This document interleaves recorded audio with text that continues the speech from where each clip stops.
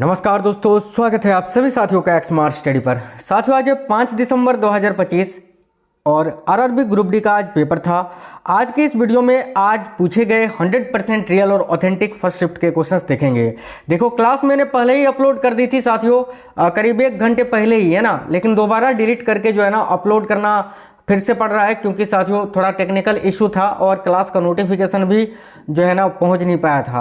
अब पता नहीं इस वीडियो का भी नोटिफिकेशन आएगा कि नहीं, तो ये जो है ना फिर से मैं अपलोड कर रहा हूं, इसीलिए लेट हो गया है।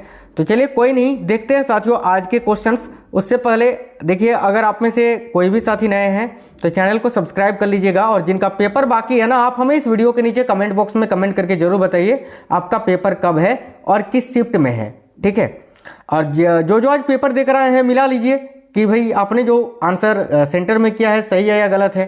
तो चलिए साइंस करंट अफेयर्स के सारे क्वेश्चन आंसर हम लोग जो है आज के पूछे गए देखते हैं। जैसे कि एक क्वेश्चन था साइंस का, निम्न में से कौन सा उपाय है, ठीक है, निम्न में से कौन सा उपाय HIV के संक्रमण से बचाव में सहायक होता है।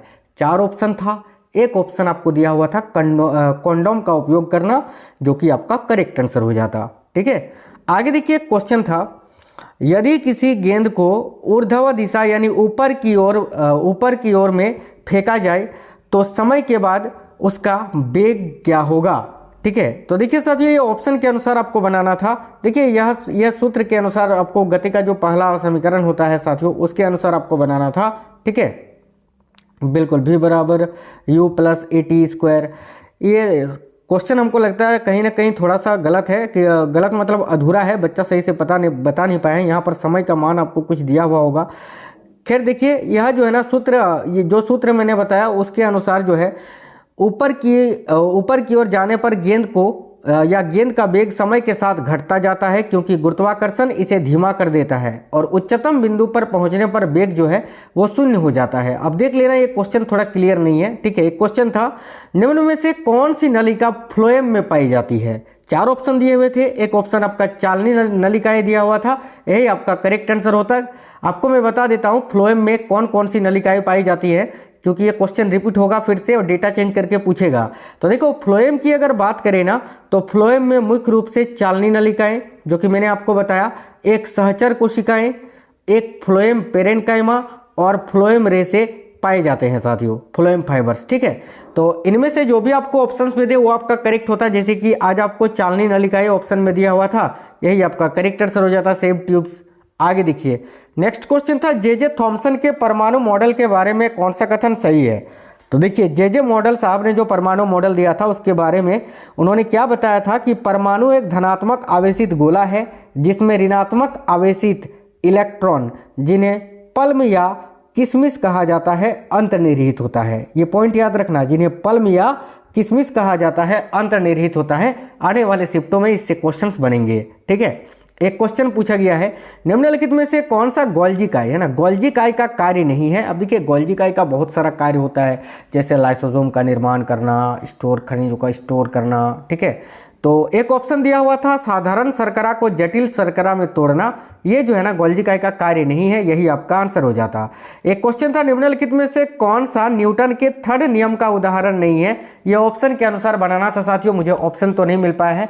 वैसे आपको बता दें, न्यूटन का जो 3रा नियम है उसके कई सारे उदाहरण हैं। न्यूटन का जो 3rd लॉ है उसको हम क्रिया प्रतिक्रिया का नियम कहते हैं। जैसे कि बंदूक से जब गोली दागते हैं तो पीछे की ओर झुक जाते हैं, ठीक है। आप किसी पत्थर को लात मारोगे तो आपको भी चोट लगेगा, ठीक है। तो ये क्रिया प्रतिक्रिया का नियम होता है।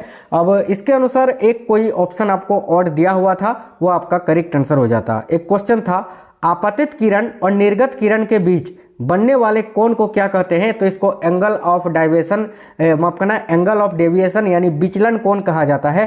तो इस क्वेश्चन का करेक्ट आंसर आपका विचलन कोण हो जाता साथियों। वीडियो को आप लोग लाइक जरूर करिए, और डेली जो एक्सपेक्टेड क्लासेस आ रहे हैं ना, वो आप देख रहे हैं कि नहीं, जरूर देखना। करेंट अफेयर्स का मैराथन मैंने पहले ही करा दिया है आपको, पूरे साल का निचोड़, पूरे 666 क्वेश्चन एक ही वीडियो में, उसको आप जरूर देख लीजिएगा। क्वेश्चन था, करेंट अफेयर्स का प्रिट्जकर आर्किटेक्चर पुरस्कार 2025 किसे दिया गया है। तो भाई ये तो मैंने आपको पढ़ाया हुआ क्वेश्चन है साथियों। देखो, ये जो है ना लियू जियाकुन को दिया गया है। देखिए, 2025 का प्रिट्जकर आर्किटेक्चर पुरस्कार जो है ना चीनी वास्तुकार और शिक्षक लियू जियाकुन को दिया गया है। तो लियू जियाकुन इस क्वेश्चन का करेक्ट आंसर हो जाता।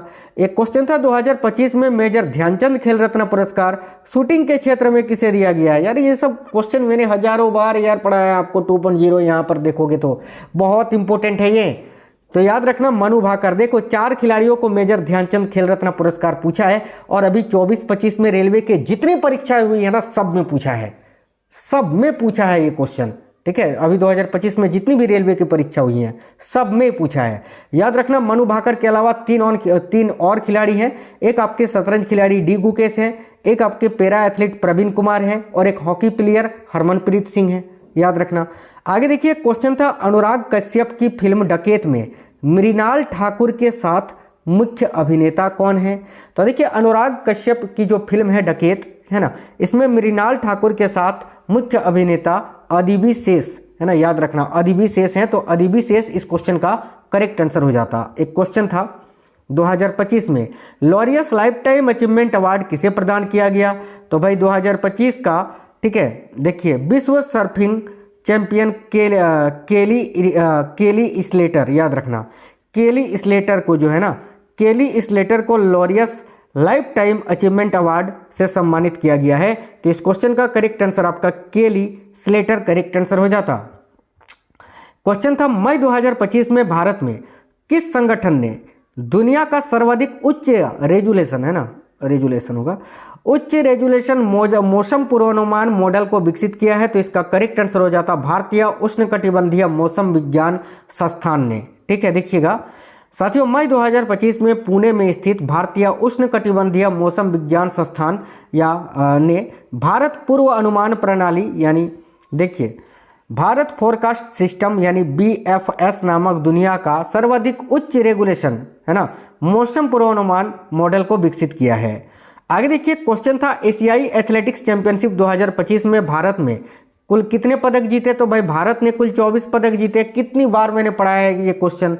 एशियाई एथलेटिक्स चैंपियनशिप 2025 में भारत ने कुल कितने पदक जीते हैं, 24 पदक। देखिए एशियाई एथलेटिक्स चैंपियनशिप 2025 जो कि दक्षिण कोरिया के गुमी में आयोजित हुआ था, इसमें भारत ने कुल 24 पदक जीते थे, जिसमें 8 स्वर्ण पदक थे, 10 रजत पदक थे और 6 कांस्य पदक शामिल थे। भारत पदक तालिका में दूसरे स्थान पर रहा था। ये याद रखना आने वाले शिफ्टों में फिर पूछा जाएगा, क्योंकि कल भी पूछा था एशियाई एथलेटिक्स से, परसों भी पूछा था और आगे भी पूछेगा। आगे देखो एक क्वेश्चन था भारत के चुनाव आयोग द्वारा, यार एक क्वेश्चन कितनी बार मैंने पढ़ा है, भारत के चुनाव आयोग द्वारा लॉन्च किया जा रहा नया वन स्टॉप डिजिटल प्लेटफॉर्म क्या कहलाता है। भाई ECI नेट कितनी बार पढ़ा है मैंने, करेंट अफेयर्स वाले क्लास उठा के देख लो। देखो साथियों ECI नेट नामक एक नया डिजिटल प्लेटफॉर्म बन रहा है जो मतदाताओं, चुनाव अधिकारियों, राजनीतिक दलों और सामाजिक संगठनों के लिए उपयोगी होगा, ठीक है। क्वेश्चन था भारत का 107वां राष्ट्रीय उद्यान किसे घोषित किया गया है। तो इसका करेक्ट आंसर हो जाता सिमलीपाल टाइगर रिजर्व जो कि उड़ीसा में स्थित है ना। देखो भारत का 107वां राष्ट्रीय उद्यान उड़ीसा के सिमलीपाल टाइगर रिजर्व को घोषित किया गया है, सिमलीपाल टाइगर रिजर्व, जिसे उड़ीसा सरकार ने अप्रैल 2025 में आधिकारिक तौर पर यह दर्जा दिया था। नेक्स्ट क्वेश्चन था देखिए IC-CON 2025 यानी भारतीय संरक्षण सम्मेलन 2025 जो कि 25 से 27 जून 2025 को आयोजित किया गया था। आपको बताना है कहां पर आयोजित किया गया था।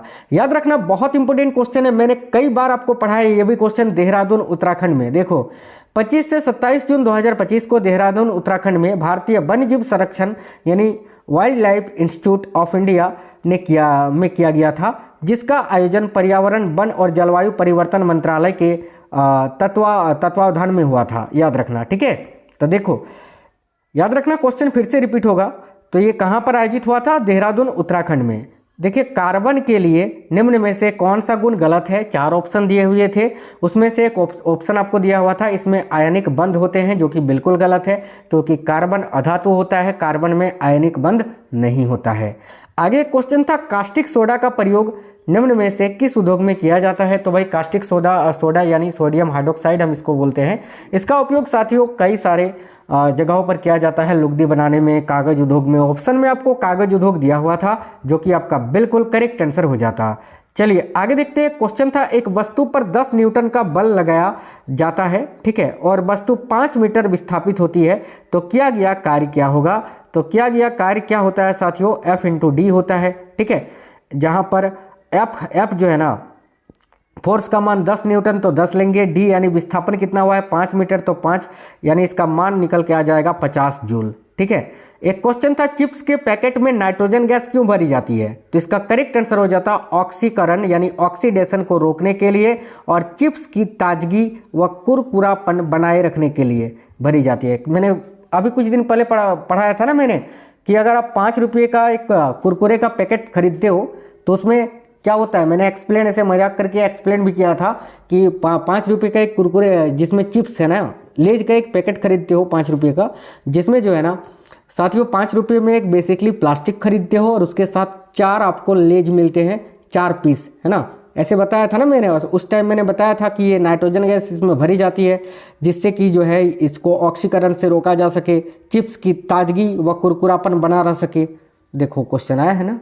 आगे देखो, एक क्वेश्चन था एक परिपथ में विद्युत विभव 5 वोल्ट है, ठीक है, यानी V का मान 5 वोल्ट है, प्रतिरोध यानी R का मान 10 ओम है, तो विद्युत धारा यानी I का मान पूछा है। लगाइए V बराबर क्या होता है IR, यहाँ पर किसका मान बताना है I का, तो I का मान बताना है तो V बाई R। V का मान कितना दिया हुआ है 5, R का मान कितना दिया हुआ है 10, जब सॉल्व करोगे तो 0.2 एम्पियर इसका आंसर आ जाएगा। आगे देखिए क्वेश्चन था ध्वनि की प्रकृति गुना के बारे में, ध्वनि की प्रकृति गुण के बारे में, है ना, गुण के बारे में कौन सा कथन सही है। तो देखिए ध्वनि जो होती है बेसिकली अनुदैर्घ्य तरंग होती है और इसे माध्यम की आवश्यकता होती है। चिल्ला चिल्ला के पढ़ाया है आपको कि ध्वनि जो है ना ये निर्वात यानी वैक्यूम को पार नहीं कर सकती है, ध्वनि को माध्यम चाहिए। तो भाई अनुदैर्घ्य तरंग और इसे माध्यम की आवश्यकता होती है, यह आपको ऑप्शन में दिया हुआ था, यही आपको टिक करना था। चलो आगे देखते हैं। नेक्स्ट क्वेश्चन था आंख में मौजूद लेंस का प्रमुख कार्य क्या होता है। देखिए आंख में मौजूद जो लेंस होता है वो फोकस करने में सहायता करता है ना। देखिए आंख में मौजूद लेंस का प्रमुख कार्य जो होता है वो आंख में प्रवेश करने वाले प्रकाश को रेटिना पर केंद्रित करना तथा फोकस करना, यही कार्य होता है। आगे देखिए क्वेश्चन था महिलाओं में निषेचन कहाँ होता है, कितनी बार पढ़ा है साथियों, फेलोपियन ट्यूब में होता है। देखिए महिलाओं में निषेचन यानी फर्टिलाइजेशन मुख्य रूप से फेलोपियन ट्यूब यानी अंडवाहिनी में होता है, जहां अंडाशय से निकला अंडा शुक्राणु से मिलता है और फिर निषेचित अंडा गर्भाशय में प्रत्यारोपित यानी इम्प्लांट होता है। आगे देखिए क्वेश्चन था हाल ही में दक्षिण भारत की पहली संक्रामक रोग अनुसंधान निदान प्रयोगशाला कहां पर स्थापित की जा रही है। इसका करेक्ट आंसर हो जाता साथियों बेंगलुरु में। देखिए दक्षिण भारत की पहली संक्रामक रोग अनुसंधान निदान प्रयोगशाला बेंगलुरु में स्थापित की जा रही है, याद रखना। एक क्वेश्चन था पर्यावरण वन और जलवायु परिवर्तन मंत्रालय को 2025-26 के केंद्रीय बजट में लगभग कितने रुपये आवंटित किए गए हैं। इसका करेक्ट आंसर हो जाता 3,412.82 करोड़ रुपये। ठीक है, याद रखना क्वेश्चन फिर से रिपीट हो सकते हैं। 2025-26 के केंद्रीय बजट में कुल 3,412.82 करोड़ रुपये आवंटित किए गए हैं। एक क्वेश्चन था किसी तत्व के परमाणु, ये क्वेश्चन रिपीटेड है, सेम डाटा के साथ पहले भी पूछ चुका, मैंने बताया था आपको कि परमाणु के नाभिक में 11 प्रोटॉन है 12 न्यूट्रॉन है, द्रव्यमान संख्या पूछा था। तो द्रव्यमान संख्या बराबर क्या होता है प्रोटॉन प्लस न्यूट्रॉन के संख्याओं का योगफल, इन दोनों को जोड़ दोगे तो क्या निकल के आएगा 23, यही आपका आंसर होगा। नेक्स्ट क्वेश्चन था चुंबकीय क्षेत्र रेखाओं के संबंध में निम्न में से कौन सा कथन सही है। यह भी क्वेश्चन आपको बाय ऑप्शन बनाना था, हालांकि मुझे साथियों ऑप्शन बच्चे बता नहीं पाए हैं, इसीलिए ये ऑप्शन चाहिए इसको सॉल्व करने के लिए, है ना। एक क्वेश्चन था निम्न में से कौन सी घटना तरल की कणीय प्रकृति को दर्शाती है। तो इसका करेक्ट आंसर होता स्याही का जल में स्वतः फैल जाना।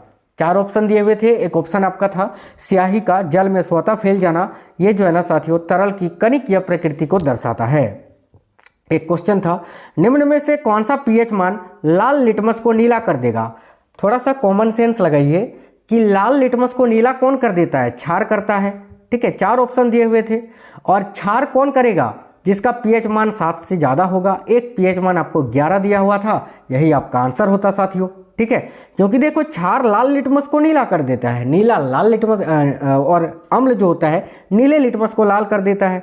तो बेसिकली इसका पीएच मान 7 से अधिक होना चाहिए, जो कि आपका आंसर होगा। तो पीएच 11 इस क्वेश्चन का करेक्ट आंसर हो जाता। साथियों डेली जो एक्सपेक्टेड क्लासेस में करवा रहा हूँ टॉप 100 क्वेश्चन का, जिसमें 50 question science 50 question current affairs, इसको देख रहे हो ना, जरूर देखना। और जो 666 वाला करेंट अफेयर्स करा दिया है उसको भी देख लेना, स्पोर्ट्स करेंट अफेयर्स भी देख लेना, और सबसे जरूरी जरूरी जो हमारा दूसरा वाला चैनल है स्मार्ट स्टडी 2.0, यहाँ पर करेंट अफेयर्स के बहुत ही ट्रेंडिंग टॉपिक, जिन जिन टॉपिकों से पेपर में क्वेश्चंस पूछे जा रहे हैं वो टॉपिक्स, इसके अलावा अभी पिछले लास्ट 6 मंथ का करेंट अफेयर्स और भी करेंट अफेयर्स के मैराथन क्लासेस में डेली अभी आपको कराऊंगा जब तक आपका पेपर ना हो जाए। तो इस चैनल में जितनी भी क्लासेस मैं अभी करवा रहा हूँ रिसेंटली नई उनको आप देख लेना, ठीक है। चलिए तो मिलते हैं नेक्स्ट वीडियो में। जय हिंद साथियों, वंदे मातरम।